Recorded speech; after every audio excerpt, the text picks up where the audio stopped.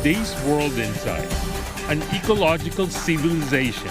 What lessons can we draw from millennia of history on stopping climate change? Two seasoned ecologists share their expertise on the delicate balance between humanity and nature and what it takes to reach carbon emission targets.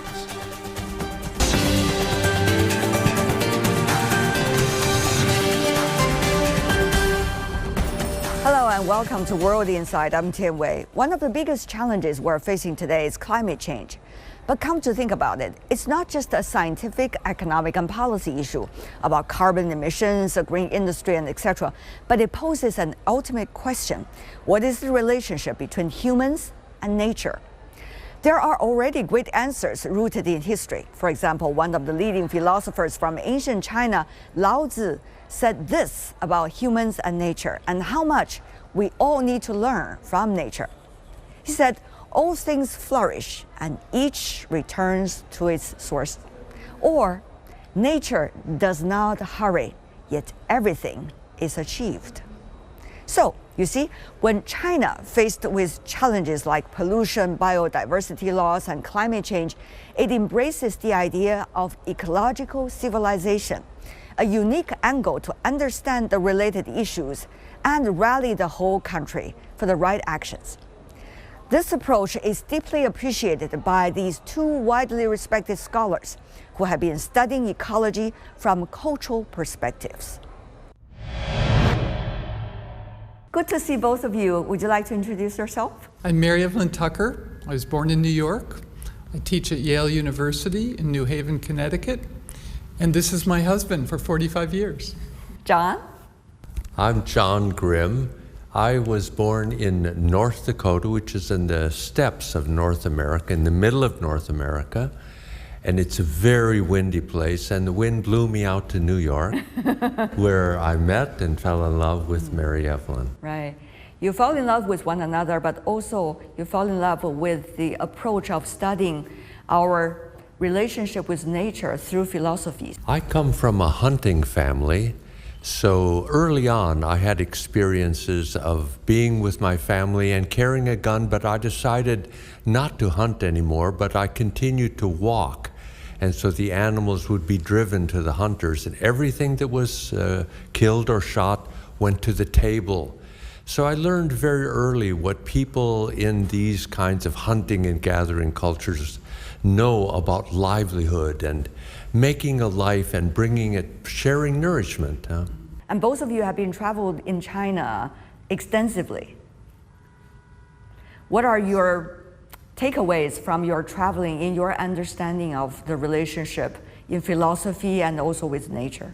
Well, we spent many years doing that kind of travel too. Like we've been to all the Buddhist caves, Datong and Loyang and Dazu and all across the Silk Road early on, just to absorb that sense of time and space. So observing and studying over many, many years has given us just a small glimpse into this sophisticated civilization, but it's also given us the sense of a possibility that these traditions, Confucianism, Taoism, and Buddhism, have something to offer not only to ecological civilization in China, but to the world. Our students have understood that very well. Years back when we first came to China, I was influenced by a writer, a nature writer. She is called Annie Dillard, and she wrote a lovely book called Pilgrim at Tikrit Creek. She visited China, and she made a comment which impressed me back then. She said as she moved through some of the areas of China, she felt like she could see the fingerprints of Chinese people on the soil. And it struck me so much because I come from an agricultural background also. And here again, being in a country with that sense of presence and soil and the good earth, that whole idea is, it resonates with me in terms of traveling through China, and it continues to shape my lens of how I see China. Thank you so much. It's beautiful. One could tell the excitement of this couple traveling and getting a whole lot more inspired on the ground with the personal experiences through their decades-long research about philosophy, civilization, and nature. And I had a great chat with Evelyn Tucker about it. China has been, over the past 4 to 5 decades, developing very fast. Industrial revolution taking place just within a few decades. And you see massive manufacturing. You see people trying to get as much natural resources as possible in order to support their livelihood. But you also see rising interest in the traditional culture, including our relationship with nature. So how do you see this combination of things? And at the same time, of course, today's world is changing. China is still trying to figure out its compass, shall I say, GPS, in its relations with others on the way of climate change and ecological civilization. Yes. So I think what you're touching on is materialism in China, materialism in the West, the growth of money and goods and so on. And if that becomes the only goal of the human, it's a problem, because there is, as you've just said, this growing interest in nature. And that's true in the West and in China, because people know something is missing. And so there's a tremendous interest, not only in religion and philosophy and nature, but in the creative arts and how they bring us into touch with something much deeper. Otherwise, we're going to have eco-anxiety, climate grief, and the sense of sadness of something that's being lost. So that's arising everywhere, I think, on our planet. Interestingly, at the same time, we see conversations and debates taking place in politics, in COP meetings, Yes. and also in the discussions on media programs. But a lot of this has to do with power competition. A lot of this has to do with the factor of fear. Yes. For example, what if the world 1.5 degrees or 2 degrees, and people are being informed about the so-called consequences? Yes. It is a factor of fear that works. Yes. So how do you see the factor of aesthetics Yes. and culture Yeah. vis-a-vis the factor of fear and power Yeah. Yeah. in understanding what do you consider as the most important thing? We're motivated in certain ways by fear and worry and terror and the heat in Beijing, the heat in Delhi, the heat in the US, and so on. So fear is always there echoing. But I think the other point is awe, wonder, beauty, complexity. What is a flower? The gardens of China, the cultivation of flowers, the cultivation of tea ceremony and painting and all of this. This has been very ancient and still present. People love that which is beautiful aesthetically, and it will draw us in again to awe and wonder and beauty, not just fear, because that's what will inspire us.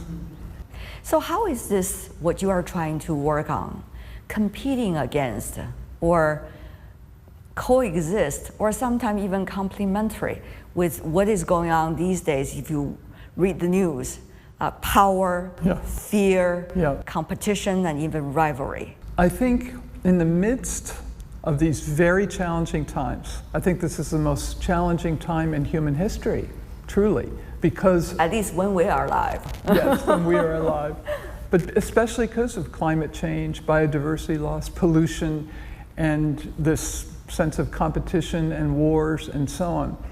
But even in dark, challenging times, I think the creativity of the human is pressed to new doors opening, new possibilities. One is this recovery of what is it that the trees and the forests, there's books now, How Forests Think, The Hidden Life of Trees. And The poetry of trees. Exactly. I've done seminars online at Yale. 4,000 people sign up for this because they're so hungry for it. So, and let me give a very specific example, sort of historically. If you take World War I, my grandfather, historian of Europe at Columbia, They created a whole Western civilization class after World War I to say, how can we be citizens? After World War II, my teachers learned the languages of China and Japan when they came to the Pacific War, and they created the best Asian studies programs ever. And out of Vietnam came a sense of world history. Americans don't understand the world. And so world history emerged, very exciting. And finally, even out of our present crises, there's a sense of called big history, which is the universe, Earth, and human. So in 100 years, out of these moments of destruction, we've also created new understandings. What you have just described is more studies into religion/philosophies. So how is this interact with the studies of science about nature, ecology, climate, and biodiversity? Yes. This is another interesting relationship. It is, and that's why we tried to put this together with religion and ecology, philosophy and ecology, two different disciplines. So overcoming the disciplines is one thing. But I also think this is why we made Journey of the Universe, this film that's a science-based film. It took us 10 years because we consulted with scientists. My co-author, Brian Swim, is a scientist. And the sense that evolution is a dynamic unfolding process, that ecology within evolution is organic and holistic.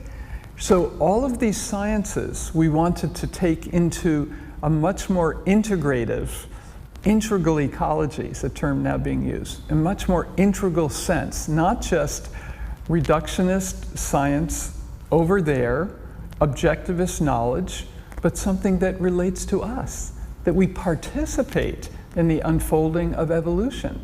And even as Dui Ming would say, we are co-creators with the universe and Earth. That's a new way of thinking.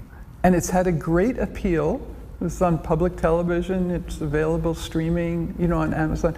People want to feel science that's alive and relevant for them. And they also create a great sense of responsibilities among human beings. Yes. So we say, here's cosmology for ecology. Here's the universe, the Earth and all of its complexity, 4.6 billion years. I mean, how can that not evoke awe and wonder and beauty? How much do we really understand? How can we make sure it's a well-balanced that we take, not over-explain?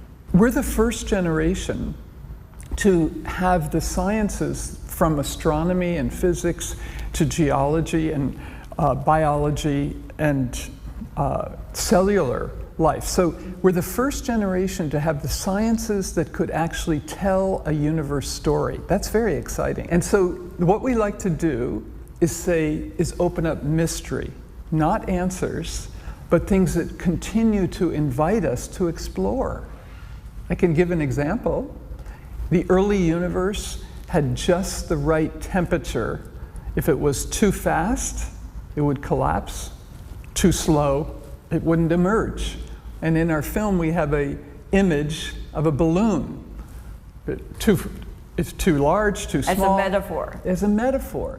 So each thing in the film has a scientific idea, like expansion, a metaphor, like the balloon, and then meaning. So we're not, what is this meaning, We're just inviting people to think about it. And it can change. It can make us more open.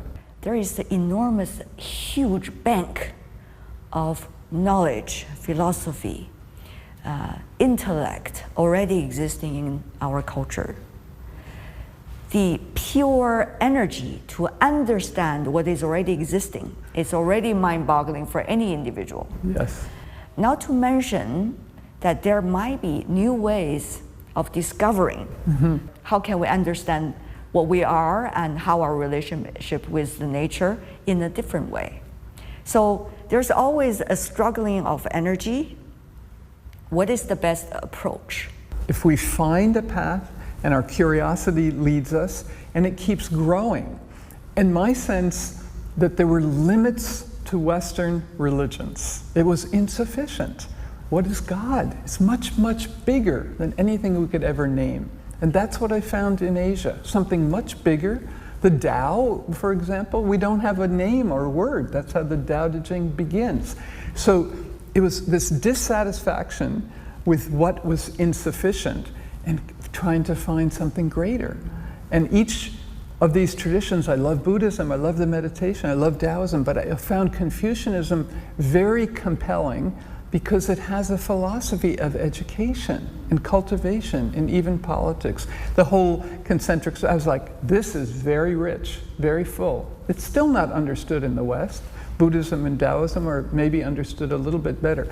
But it's taking that deep curiosity and going, trying to learn. Even now, we're in China, we're trying to understand ecological civilization. It's huge. It's much bigger than we could ever pronounce. And that's why the humility, the sense of learning, of listening to people, and trying to make a contribution to a great civilization. I think China is the most important country in the world, frankly, for the future of the planet. So if we can help midwife something further that will also have implications for the West, what a joy, what an honor, what a privilege to be. There are realities, it seems, that countries' economies and common folks you meet on the street will need to deal with. Yeah. They might not necessarily be able to read poetry every day, Yeah. but there are issues like geopolitics. Yes. There are issues like trade conflicts. And there are also issues like the changes going on in the world, such as so-called the North, so-called the South, vis-a-vis so-called East and so-called West. Yes.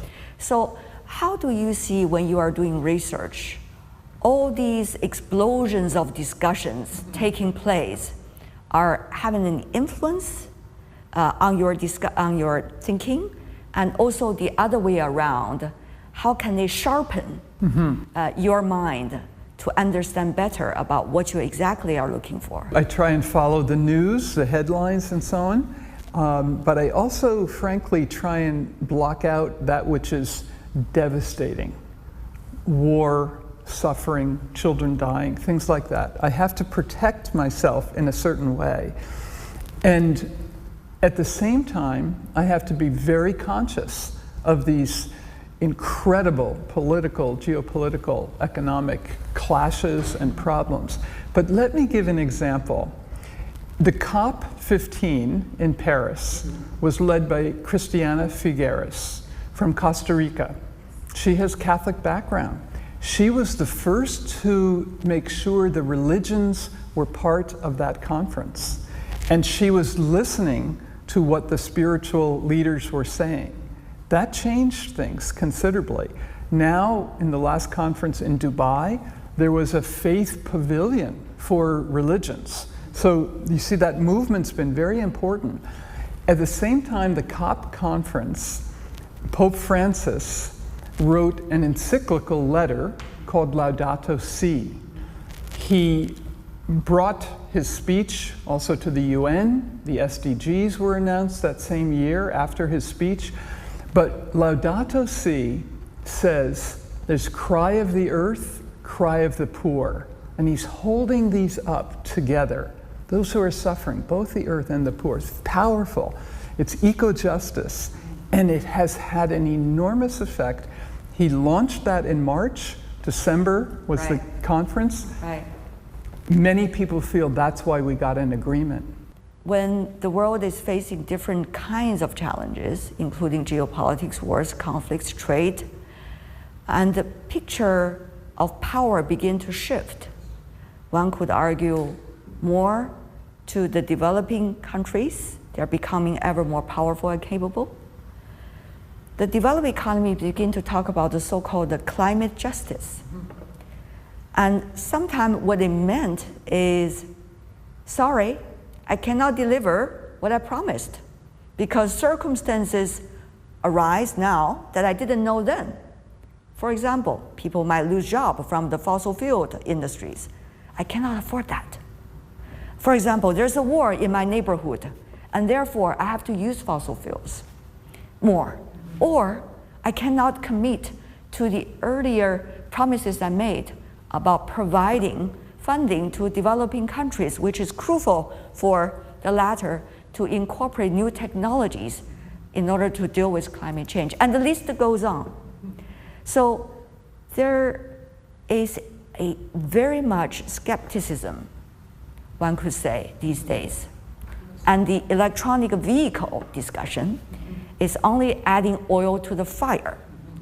When you have China, a rising economy, having more manufacturing power and becoming the birthplace of many electronic vehicles, now there is trade protectionism, having 100% tariffs against the Chinese EV exports, despite WTO rules. So this makes a lot of people think whether these are just fake concepts that the quote-unquote West want to sell to the rest of the world, or actually would really mean what we have been discussing. Frankly, we know that the US has been talked down at COP. In Bali, the representative from the US was told to sit down. So we have not been faithful partners. We have not been cooperative in many of these dialogues. I think that's number one.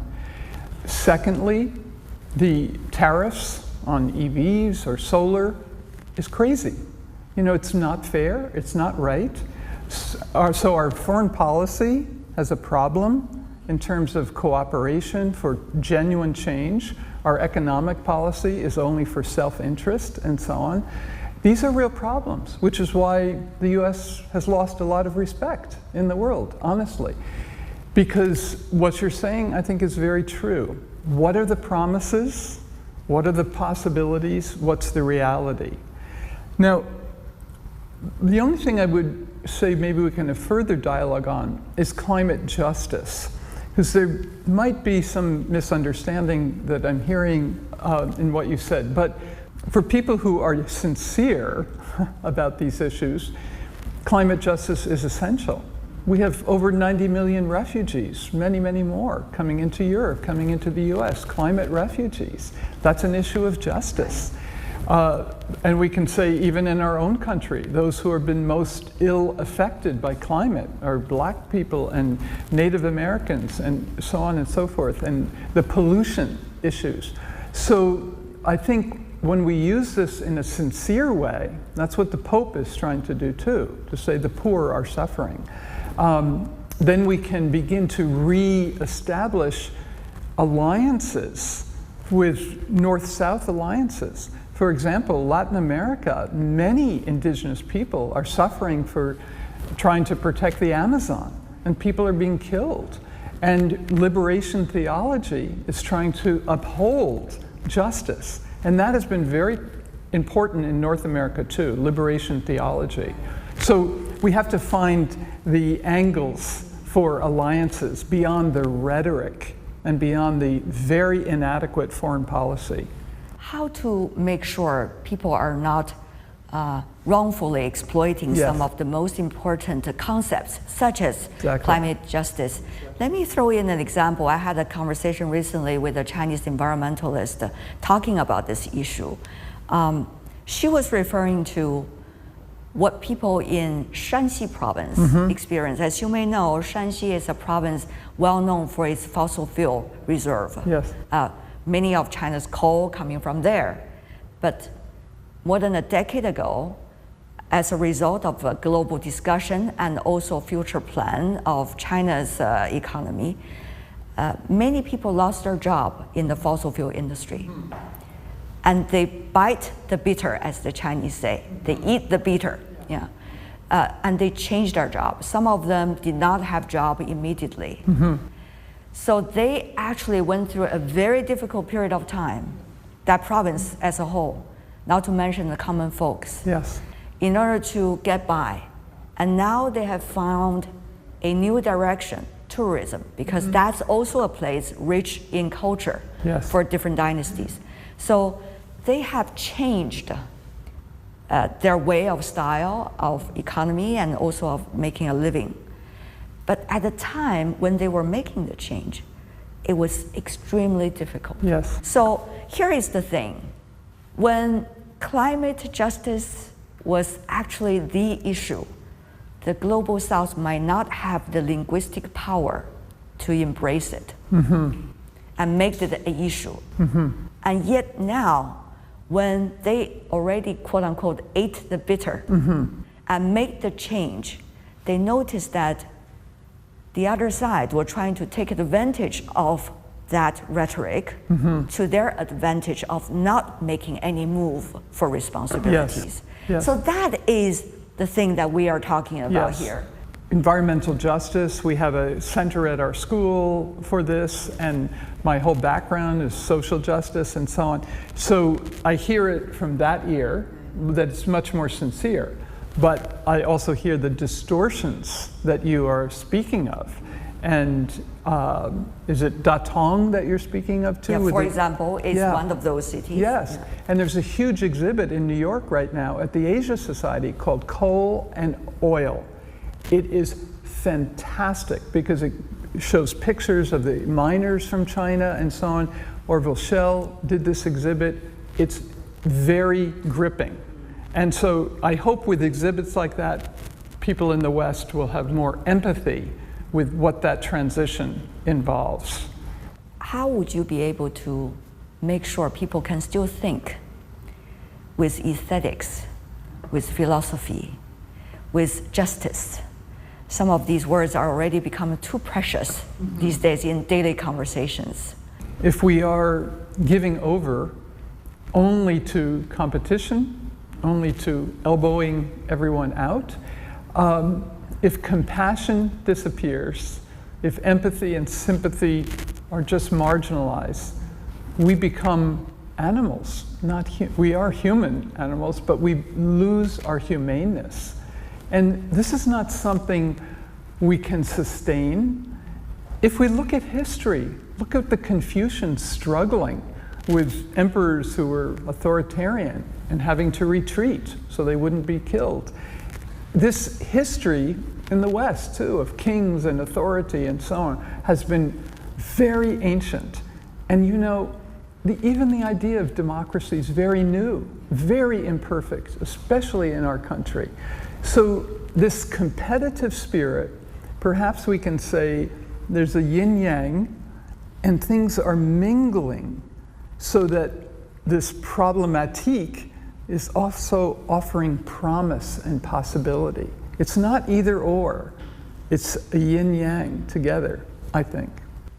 A wonderful discussion. Thank you so much for your intellect and also for your input. Thank you very Appreciate much. it. And that's all the time we have for today. As you can see, I'm standing right here in the middle of the venue of the annual meetings of the new champions to be held in Dalian. For the next 3 days, participants from all over the world are to focus on updates of the latest global changes and try to build stronger partnerships despite challenges. Climate, nature, ecology are among the topics to be discussed. We are going to bring you update on our daily interviews and roundup of the forum. I'm Tian Wei on behalf of my teams in Dalian and Beijing. Thanks for being with us, and I'll see you tomorrow.